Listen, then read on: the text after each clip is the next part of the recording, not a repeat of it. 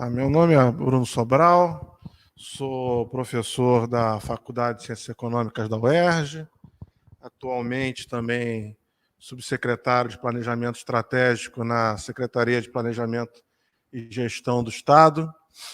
Parte do que eu vou falar aqui se comunica com essa trajetória, então, né? Acho que a intenção era um pouco essa também, de passar um pouco de todo o percurso que eu tive, que eu estou tendo, né? Não só anteriormente,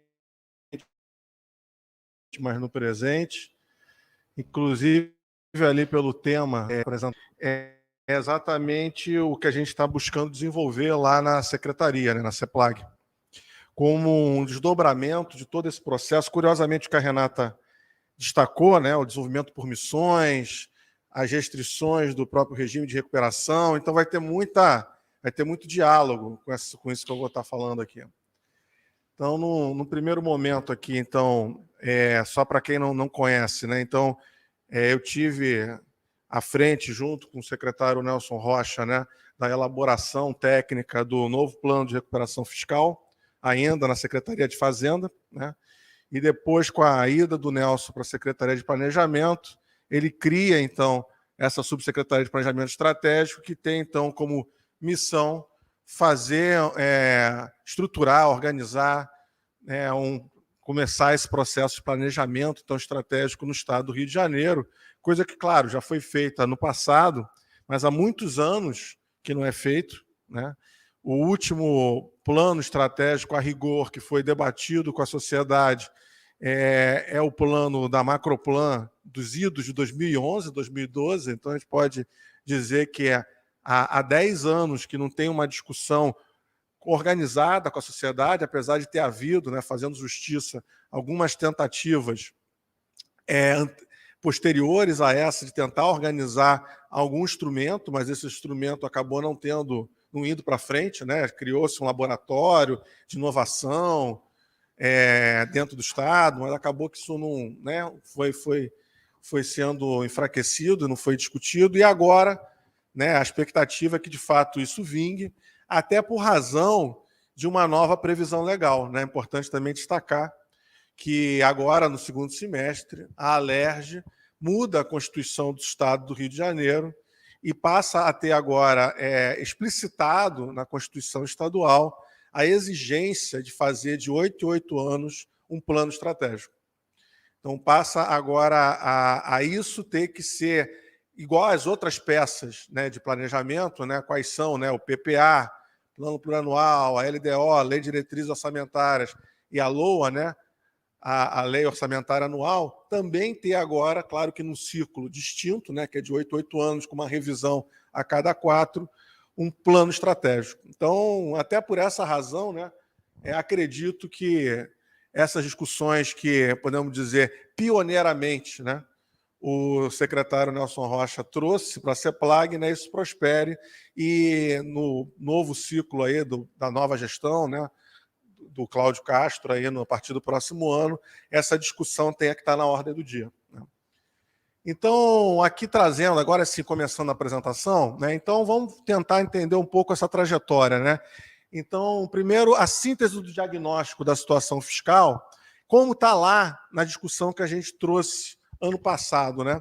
É importante destacar que muito diferente do senso comum, né, que coloca, às vezes, um plano de recuperação fiscal pelas suas balizas, né, pelo que se entende disso desde 2017, né, a gente fez um diagnóstico extremamente inovador, né, ou seja, né, ele vai no contrassenso do que muitas vezes se espera desse diagnóstico. Claro, ele não surge isso da gente, há um debate que vai se consolidando no Estado do Rio de Janeiro, né? Já há alguns anos se fala, e com razão, e isso que a gente prova e coloca num documento oficial de Estado, de que o cerne do problema fiscal do Estado está pelo lado das receitas públicas, né? E mais precisamente de que as causas disso estão associadas às raízes desse processo de desenvolvimento e seus impasses. Para isso, então, falando rapidamente, né, então, se fez uma contração fiscal gigantesca no Estado, não só a partir de 2017, quando se fez o primeiro plano, mas já antes disso já tinha começado esse processo. E o que muitas vezes coloca como efeitos tranquilos, colaterais apenas, na verdade, isso trouxe diversos problemas, né? Então, ou seja, os efeitos negativos geraram um problema para a própria, diríamos nós, né, estabilidade macroeconômica. E é isso que a gente devia perseguir, né? Então, essa discussão, inclusive, está sendo aprimorada na própria secretaria, né? Não vou trazer esses resultados aqui, mas nós já estamos lá desenvolvendo, né, a metodologia do resultado fiscal estrutural, que é uma outra metodologia que passa a considerar e incluir na análise do resultado fiscal também o efeito do ciclo econômico, né? Então, ou seja, ou melhor dizendo, descontar isso, né? Mas claro, tem que considerar para descontar, né? Para você passar então a perseguir, né, metas de crescimento e não apenas que você ali busque um resultado primário independente da trajetória da própria economia, né? Então já tem essa discussão, né? A gente já está desenvolvendo, inclusive, uma nota técnica que avança nesse sentido, né? E o primeiro regime, então, né, e o primeiro plano associado a ele, né, fez uma das maiores contrações fiscais da história, trazendo esses efeitos perversos, podemos dizer. Em particular, um enorme sacrifício do investimento público, que tinha na sua média de 2010 a 2015 uma média de 14,1%, e passa a ter, então, gerar em torno, em 2020, de apenas 1,6%. Paralelamente, você explode um cenário de desemprego também que é atípico, né? Porque a média do Rio de Janeiro, inclusive, às vezes abaixo da média nacional, e passa, desde 2017, a exibir resultados acima da média nacional de maneira persistente ainda nos dias de hoje, né? E, por fim, então, ou seja, chamar atenção, e é isso que podemos dizer, o cerne do diagnóstico, né? Que é uma coisa que eu já trago dos meus trabalhos, ou seja, tem que olhar essa estrutura, a Renata já falou um pouco, né, caracterizou um pouco essa estrutura, então entender, e assim eu defino, o impasse da estrutura produtiva oca, ou seja, uma estrutura que, apesar de ter enormes potencialidades, exatamente por esses desafios de planejamento, com pouca visão estratégica, não terem sido conduzidos a contento anteriormente, você não está organizando essa economia, seja setorialmente, seja espacialmente, né? Mas a boa notícia é que eu acho que a gente está caminhando nessa direção pela maturidade que esse debate está tendo, não só dentro do governo, como eu falei, também na Alerj, mas também na própria academia, né? Estamos aqui, vai falar depois de mim, né? O colega Joilson aqui, que é um especialista em subproduto e que está num debate ali para exatamente trazer mais dessa metodologia que vai ajudar a dar um realismo ali para as políticas públicas, né? Onde que a gente tem que rechear essa estrutura produtiva para adensar mais ela.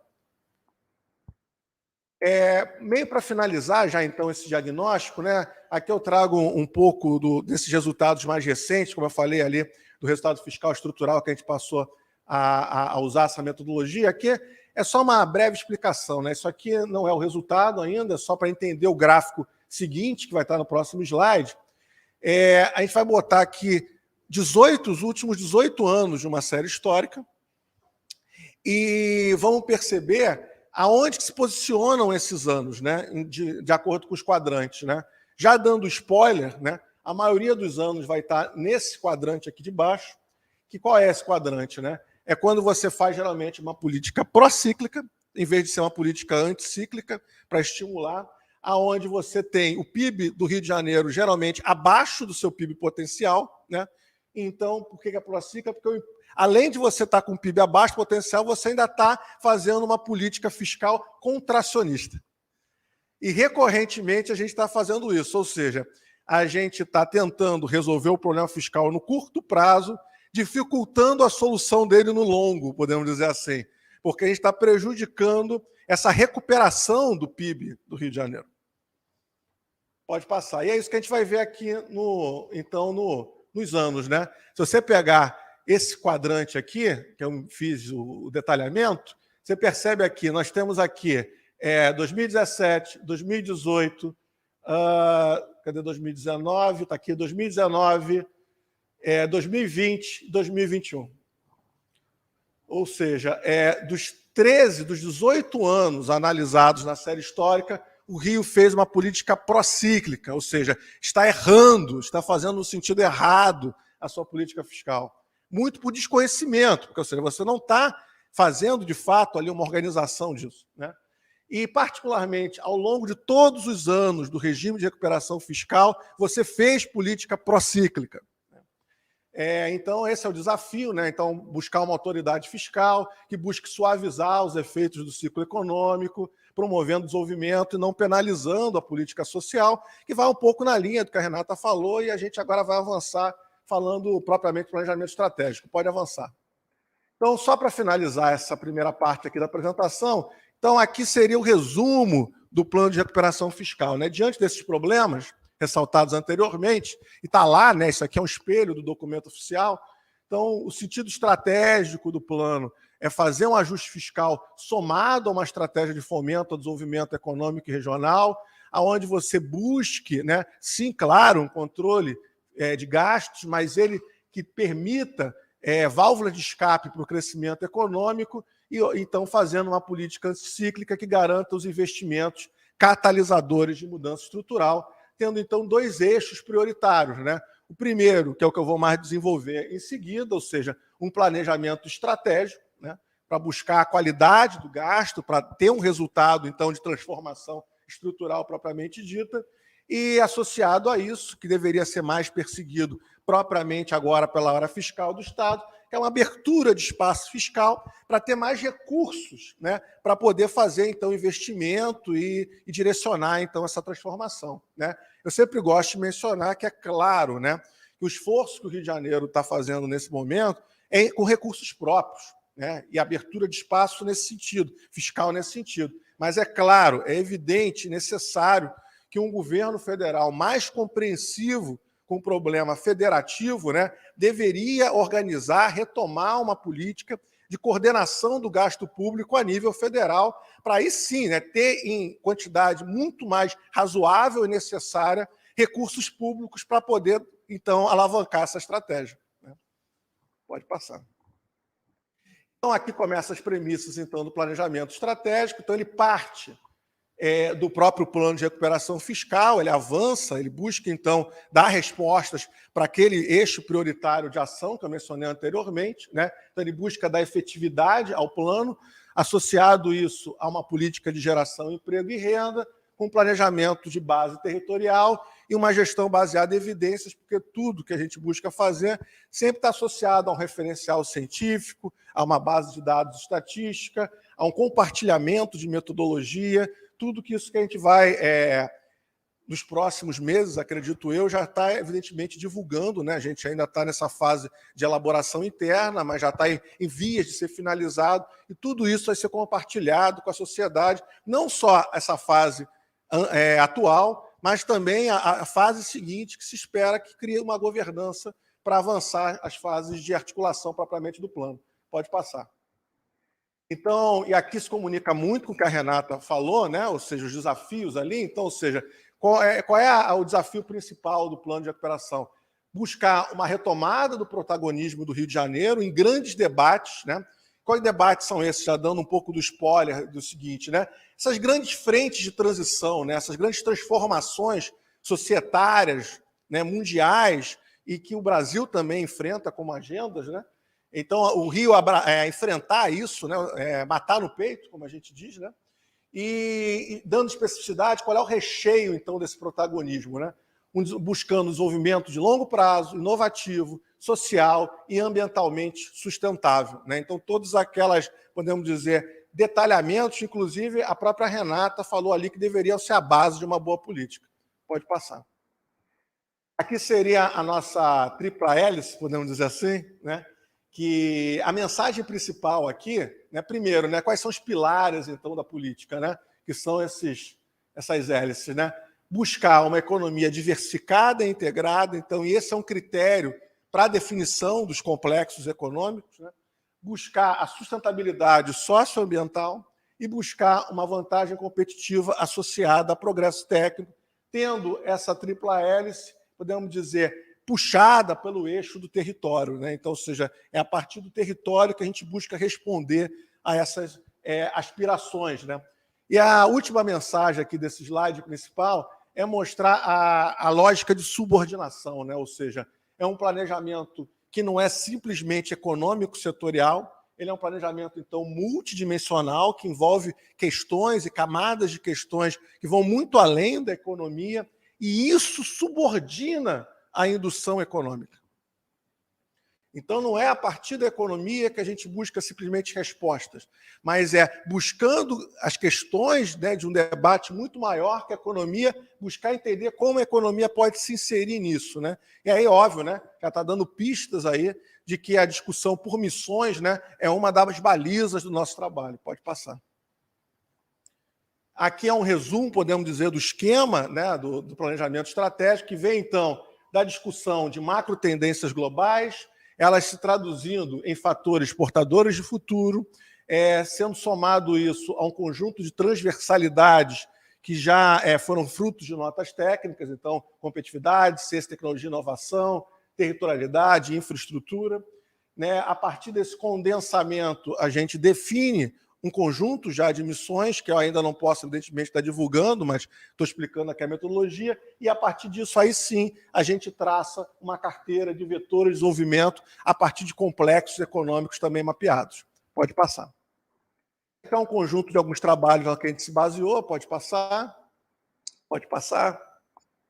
Então, falando rapidamente, só para, né, dar algum referencial do campo que a gente está enfrentando, né?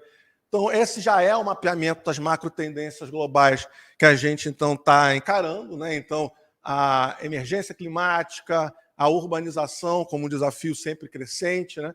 A aceleração das mudanças tecnológicas, as pressões relacionadas a recursos naturais, o agravamento da exclusão e das desigualdades sociais e a transição demográfica, né? A cada uma dessas macro tendências, pode passar, a gente vai estar relacionando um conjunto também já identificado, isso aqui eu já posso também divulgar, de fatores portadores de futuro, né? E aqui vou também listá-los, né? Então, quais são esses fatores, né? A descarbonização de fontes de energia, o aumento da eficiência energética, a formação profissional alinhada à evolução tecnológica, a efetivação dos direitos sociais, a cultura de tolerância e integração social, governança interinstitucional cooperativa, a preservação e recuperação de recursos naturais, o uso sustentável dos recursos naturais para o desenvolvimento, transformação digital, indústria 4.0 e dinamismo urbano de novas centralidades, né? Pode passar. E aí o que a gente faz, né? A gente condensa, né? Busca articular a cada um daquelas macro tendências, né, os seus respectivos fatores portadores de futuro, né? Então, a gente vai desenvolver, né, uma matriz, né, onde uma macro tendência pode estar associada a mais de um fator portador de futuro, né? E isso seria a primeira camada do trabalho, né? Buscar, então, organizar um pouco como é que é, não no Rio, né, mas esse debate a nível, podemos dizer, mundial ou nacional, né? Como é que a gente... Esse seria o nosso ponto de partida, podemos dizer assim, né? Entender esse debate, quais são essas macro tendências, como elas se relacionam a esses fatores e quais são, então, como é que a gente pode lidar com esses fatores, como é que a gente pode encarar esses fatores e tentar aproveitar essa janela de oportunidade. Pode avançar. E, a partir disso, dessa organização, dessa primeira camada, a gente busca também relacionar, então, os fatores que já estavam previamente, então, na primeira camada relacionado às macro tendências, agora, numa segunda camada, com a definição de missões. Então, a definição de missões, ela, no primeiro momento, ela parte exatamente dela buscar enfrentar esses fatores portadores de futuro, que eu já listei, inclusive, anteriormente, né? Apesar de eu aqui não vou apresentar propriamente as missões, porque ainda depende de uma pactuação política, mas já posso mencionar que ela parte do enfrentamento daquelas questões ali listadas anteriormente, tá? Então, vai ser um exercício de relação e que também, de novo, vai se constituir uma matriz a partir disso, né? Porque cada missão, ela provavelmente, né, vai se relacionar, né, não nem provavelmente, com certeza vai se relacionar a mais de um fator portador de futuro. Pode passar. E aí, a partir dessa organização, dessa primeira e dessa segunda camada, né, nós vamos descer para uma terceira camada, aonde, como eu falei, né, o econômico está subordinado a esse debate todo. Então, cada missão ela também vai estar relacionada a um conjunto de complexos econômicos, né? É óbvio, né, e já faço a ponderação que já vem muito do debate crítico dentro da equipe, que, evidentemente, as missões elas não vão ser resolvidas definitivamente por você estimular o desenvolvimento da economia, né? As missões elas vão muito além do desenvolvimento dos complexos econômicos. Mas a ideia aqui, e isso eu acho que já é inovador, pelo menos dentro da política pública, é você não pensar o econômico em si mesmo. E você achar que ele já gera um efeito social que você não calcula, que você não busca definir metas, mas que ele é bom, a priori. Então, a ideia é que, de alguma forma, a gente possa buscar esse desenvolvimento e metrificar, né, criar metas para que ele também corresponda a relações ambientais, inovativas, que vão muito além apenas de uma pauta ali de estruturação produtiva. Pode passar. Esses são os complexos que a gente já mapeou e está lidando com eles, né? Então, o complexo da saúde, complexo da economia do mar, complexo da economia da cultura e do turismo, o complexo da infraestrutura e logística, complexo do petróleo e gás e o complexo da economia verde. Aí, a partir disso, então, né, explicando a metodologia, a gente faz a discussão da indução estrutural, né? Já que já tô indo para o final, Renato, explicando rapidamente o roteiro. Então, no primeiro momento, a gente faz uma caracterização prévia. Essa caracterização prévia, aí sim, ela é rigorosamente uma caracterização setorial, né? Porque primeiro a gente tem que entender os complexos, a natureza competitiva dos complexos, né? A rigor, ela está seguindo duas grandes bases metodológicas. Uma base metodológica, que é uma base teórica, que é os estudos de competitividade, inclusive aqui do Instituto de Economia, né? Nossa principal referência é os trabalhos ali da Lia Hagenau, do Davi Kupfer, de toda essa tradição que veio ali com estudos de competitividade, com Made in Brasil. Então, buscar ali, traçar e listar os fatores de competitividade desses complexos, né? Muito associados a essa tomada de decisão estratégica, né? E, somado a isso, também uma base estatística onde você busca mapear aí por duas grandes metodologias, uma delas a insumo e produto e a outra as redes de complexidade, né? Também como é que se dá a relação entre os setores. Aí, claro, não é com a visão qualitativa, é com a visão quantitativa, né? Quais são os setores que têm maior relação e potencial de um desenvolver o outro, né? Falando num português bem coloquial. A partir disso, então, qual é o objetivo aqui? Aí, apenas aqui, pela discussão econômica, você selecionar de maneira prévia quais são os setores líderes, né? Quais são os setores que são esses portadores de uma maior articulação dinâmica, né? Tendo essas duas bases. Num segundo momento da metodologia, que é essa que eu estou chamando aqui de caracterização consolidada, aí você associa isso à discussão de missões. Ou seja, você primeiro entendeu a competitividade per si, setorial, e depois você passa, então, a fazer a mediação com esse desafio maior que, muitas vezes, vai exigir uma revisão, inclusive com a inclusão de outros setores líderes. Porque, para responder, às vezes, as questões que vão além da competitividade setorial, outros setores são importantes, não apenas aqueles ali mais associados, né?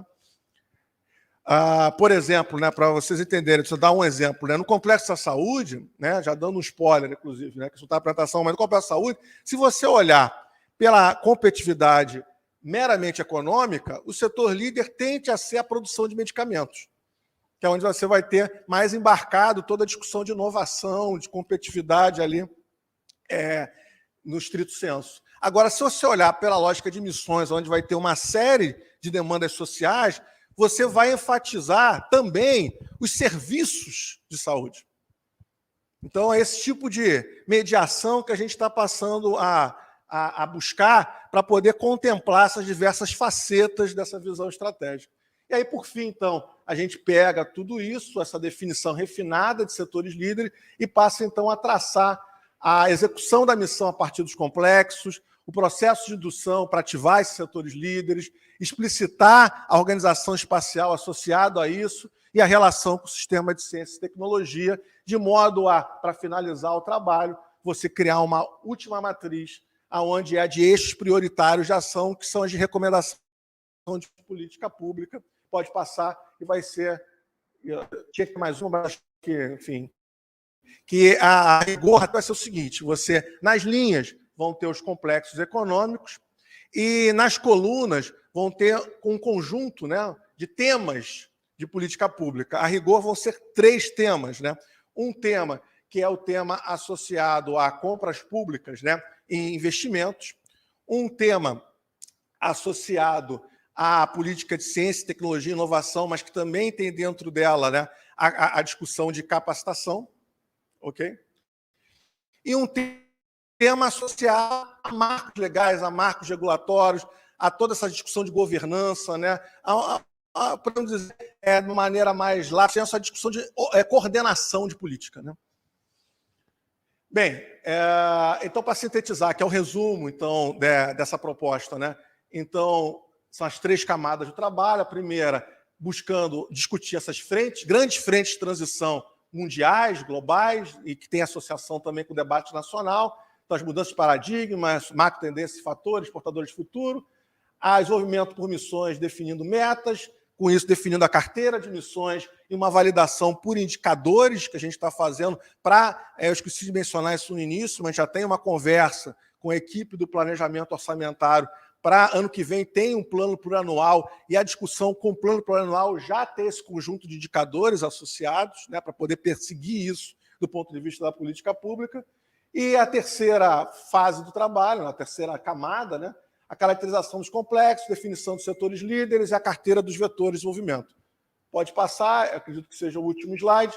E aí, então, podemos dizer as entregas do trabalho, né? Essas entregas, síntese do trabalho, né? Então, na primeira camada, uma matriz macro tendências e fatores portadores de futuro. Na segunda camada, uma matriz fatores portadores de futuros, emissões.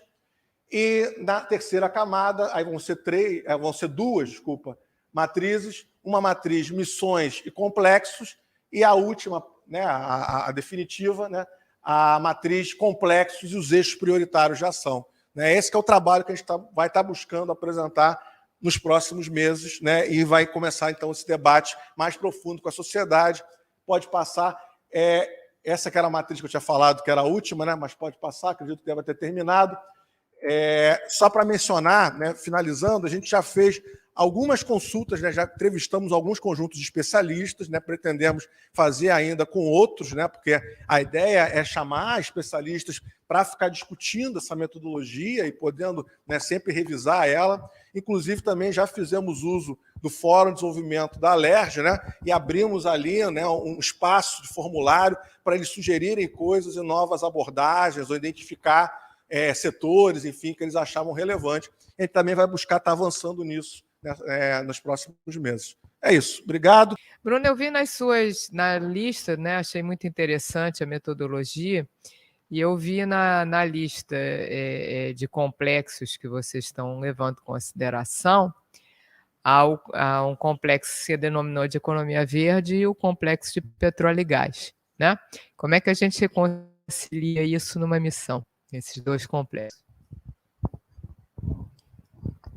Na verdade, a gente tem que cruzar vários deles, né? Porque muitos deles, como eu falo ali, são opções metodológicas, né? Não necessariamente são recortes estanques, né? Então, quando você pensa, por exemplo, a economia do mar e a economia do petróleo, né? Muitos até consideram um dentro do outro, né? Já teve esse debate já com as pessoas na Alerj nesse sentido, porque você pega a lei lá da economia do mar, né, já tem um offshore dentro da economia do mar. Então, tem algumas opções metodológicas que foram feitas para a gente poder, de alguma forma, recortar e poder alavancar ali o trabalho. Mas eu acredito que quando você faz essa pergunta é no sentido da questão da sustentabilidade, né, como você colocar essa agenda dentro do debate da economia do petróleo. E aí eu diria que é todo o debate que existe na atualidade dessa que a gente chama dessa transição energética. Né?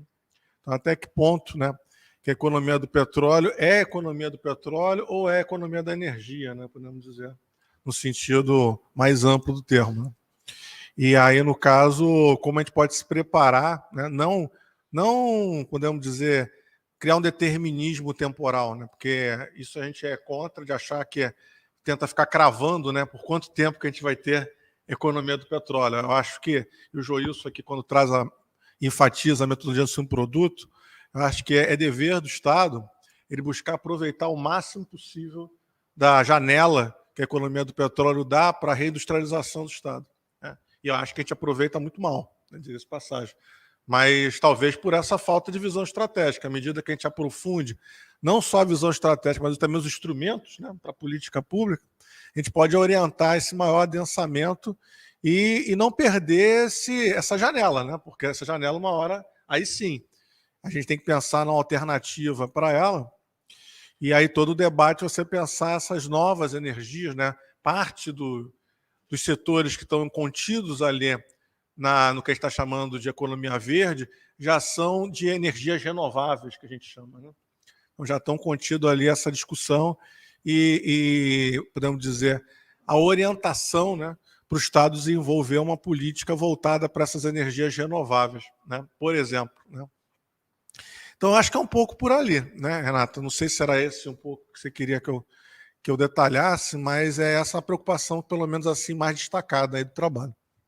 Eu sou super fã do planejamento estratégico, né? E você colocou que o nosso último foi feito pela Macroplan, né, em 11.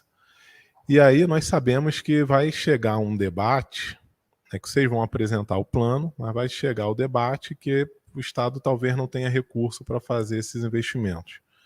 Né? Qual o papel do Fundo Soberano, né, para colocar em prática o plano que vocês estão desenvolvendo? Eu acho ótima essa pergunta, né? Até porque semana passada teve aqui mesmo, né, na FRJ, o Fórum dos Fundos Soberanos Brasileiros, né? E acredito muito nisso, né? Eu acho que toda a construção da política do Fundo Soberano, né, da forma como foi conduzido, né, eu acho que faltou ali, mas isso não é um problema, porque eu acho que é possível haver essa convergência agora, né? A propriamente está associado a ele algum plano, né?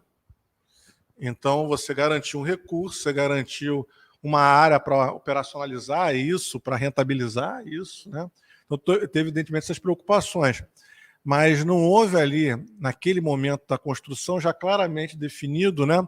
Ele estaria orientado para quê? Né? Essa pergunta está em aberto ainda. Mas eu não vejo como um problema, porque correu em paralelo, e é isso que eu acho que faço esse chamamento para isso, né? Porque correu em paralelo, é importante buscar agora a convergência, toda essa construção que a gente fez aqui, né? Eu acho que seria um equívoco se pensasse, talvez às vezes pode ser que algumas pessoas que acompanhou o debate sobre a feitura e a elaboração do plano de recuperação, e como ele vem do arcabouço muito restritivo, né, de uma série de imposições feitas pelo governo federal, às vezes a pessoa cria aquela ideia de que isso aqui é só para tirar direitos, controle de gastos, e tudo que a gente buscou construir, esse arcabouço restritivo estava dado. Então, ou seja, não traz para a gente, né, a pressão que esse arcabouço está. A gente, claro, vai tratar ele com responsabilidade, vai buscar atender o que é exigido que atenda, porque a gente precisa ter aprovação de um plano, mas todo o nosso plano foi construído buscando trazer para o debate, sobre esse contexto todo restritivo, uma discussão de visão estratégica. E é isso que é importante as pessoas estarem olhando. Porque, ou seja, não é um plano para controlar gastos. Agora, é claro, não vai negar a necessidade desse controle de gastos pela própria exigência do arcabouço onde ele está inserido. Agora, ao você trazer esse debate de visão estratégica, né, eu acho que soma-se a esse esforço. Esse fundo soberano ele pode ser, sim, uma fonte de recursos para esse direcionamento e essa alocação para fazer os investimentos públicos, que já são ali, então, demandados pelo plano de recuperação fiscal. Né? Então, é mais uma fonte ali a ser pensada. Né? Eu só queria completar com mais uma coisinha rápida, porque eu falei isso lá no fórum do Fundo Soberano semana passada, queria trazer para cá também, que acho que é um debate, podemos dizer, técnico, teórico, né? Que eu acho que também tem que superar essa falsa dicotomia que é muito presente nesse debate entre fundo de estabilização e fundo de desenvolvimento. Né? se você rigorosamente, né, tratar a questão do ajuste fiscal pela ótica de você querer estabilizar um ciclo econômico e não apenas você exibir superávites primários recorrentes, né, de uma maneira ali meramente numa ótica de contabilidade, né, de contas ali, né, mas você pensando, né, essa trajetória e esse modelo para avaliar essa trajetória ao longo do tempo, essas coisas são totalmente convergentes, porque para estabilizar o ciclo econômico, a própria série histórica ali, pela modelagem do resultado fiscal, ele vai apontar a necessidade de você fazer impulso fiscal, e impulso fiscal é isso, é fazer investimento, vai ter que buscar fonte de recursos, então as coisas convergem, né? Então só queria chamar atenção para isso, né? Para quem pode estar assistindo, né? Que não são, às vezes, querem criar uma falsa dicotomia entre de um lado, uma turma que pensa a responsabilidade fiscal, né? Pensando só em contas públicas e controle de gasto, e uma outra turma que só quer pensar em gastar e fazer investimento, e, na verdade, já hoje, né, há todo um debate amadurecido que permite a convergência dessas coisas, e eu acho que pensar rigorosamente é pensar a partir dessa convergência, né? O equívoco é quando você, também lá na turma que só pensa pela ótica da responsabilidade fiscal, ignora, muitas vezes, solenemente, esses outros debates. E é isso que a gente está tentando avançar junto.